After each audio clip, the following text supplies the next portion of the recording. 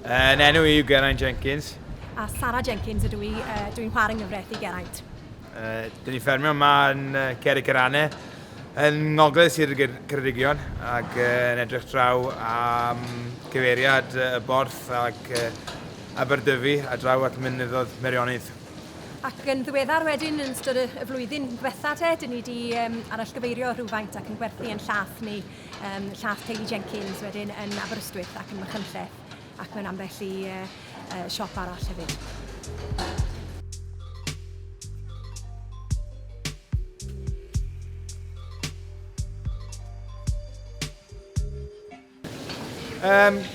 Wel, sawl reswm falle. Ise rhoi mwy o werth at ein cynnyrch a gweld bod yna gyfle pan gychwynodd Covid, pobl yn holi ddyn ni a fydden nhw'n gallu prynu llaeth yn un gyrchol dyn ni. Oedd hynna ddim yn bosib ar y pryd, a wedyn nes di a Eifion buwch yn ymchwilio fewn I werthu llaeth. Ie, mewn i'r posibilrwydd o gwerthu yn llaeth ni wedyn, felly yn pasteuriddio'r llaeth I wneud yn hollol ddiogel I bawb I mwynhau, a gweld y cyfle wedyn I buddsoddi yn y peiriannau vending machines ac yn gweld hwnnw fel opsiwn da I ni wedyn fel oedd Geraint yn gweud I ychwanegu gwerth i'r cynnyrch ac I werthu yn lleol.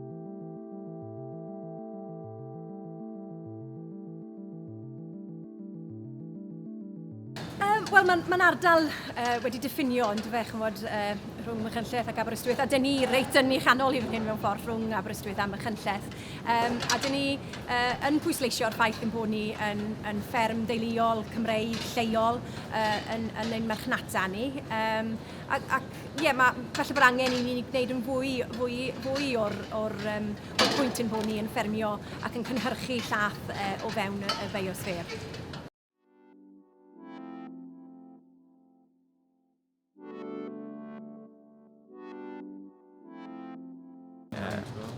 O ran yr anawsterau, o ran y busnes o fynd I werthu llaeth, mae'n rhywbeth eitha newydd.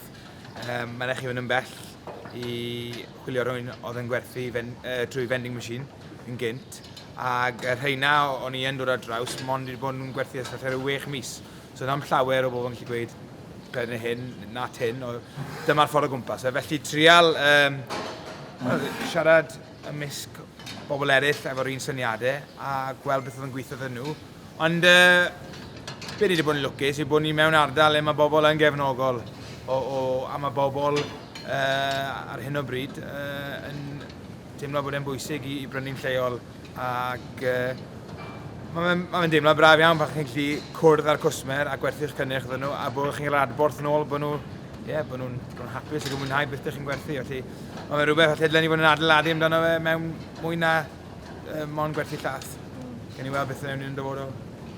Ie, pan chi'n cychwyn unrhyw fusnes, mae yna lot fawr o bethau I ystyried ac yn barhaol wedyn hefyd mae yna bethau bach yn codi a mae rhaid chi ddelio hefo nhw. Ond ie, jyst bod yn barod I ddelio hefo unrhyw challenge a gofyn am gyngor hefyd. Fel oedd Geraint yn sôn, fi o'n i'n ffodus iawn o cael cyngor oddi wrth ambell un oedd wedi sefydlu eisoes ac hefyd derbyn cyngor oddi wrth Busnes Cymru, Cyswllt Ffermio a hefyd cyngor sir yma oedd y cynllun Arfor, fi oedd hwnnw'n gefnogol tuag at yn cynllun hefyd. A jyst derbyn cyngor ac o bob man a dweud y gwir, a pido bod yn ofan I gofyn. Hynna felly yw'r beth mwyaf dyn ni wedi dysgu.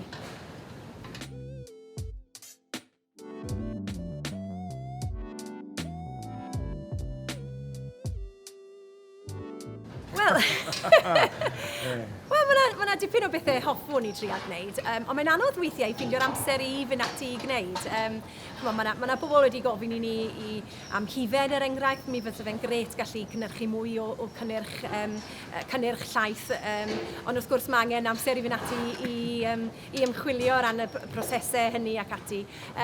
Ond mi hoffwn I tyfu yn busnes ni trwy werthu mwy o laeth mewn mwy o ganolfannau ar draws yr ardal a hefyd felly wedyn hefyd edrych at ychwanegu at y cynnyrch, y math o cynnyrch dyn ni'n I gynhyrchu.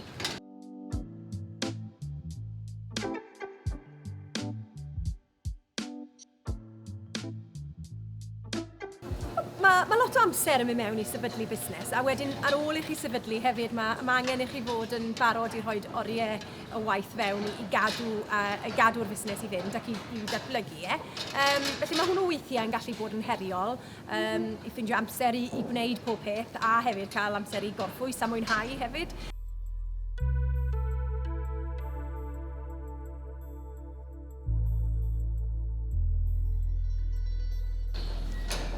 Newch rhywbeth ydych chi'n joio a wneud e am yr mwynhad a ddim yn am y pres.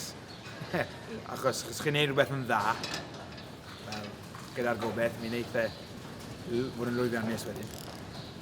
Ie, a pyd o bod yn ofan gofyn am gyngor o rhai sydd wedi mentro'n barod felly ac i wneud ymchwil yn dyfe ac yn y dyfel byrhad yna yn dyfe i lwyddo ar egni i lwyddo.